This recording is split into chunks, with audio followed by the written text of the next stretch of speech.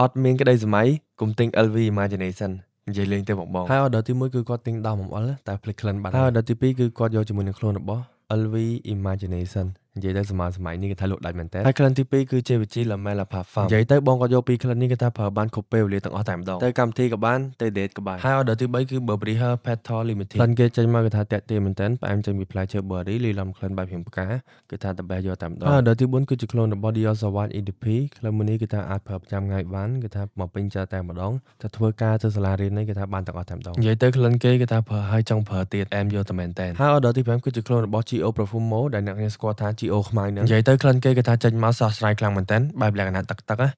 ប្រើបានគ្រប់ពេលវេលាទាំងអស់តែម្ដងហើយ order ទី6គឺជាខ្លួនរបស់ Le Labo The Nord 29ហើយបើនិយាយទៅដល់ brand របស់ Le Labo វិញគេថាក្លិនគេចេញមកមួយគេថា unique ប្លែកគេមែនតើហើយបើមួយនេះវិញក្លិនវាបែបលក្ខណៈរៀង woody លាយឡំក្លិនរៀងតែរៀង musky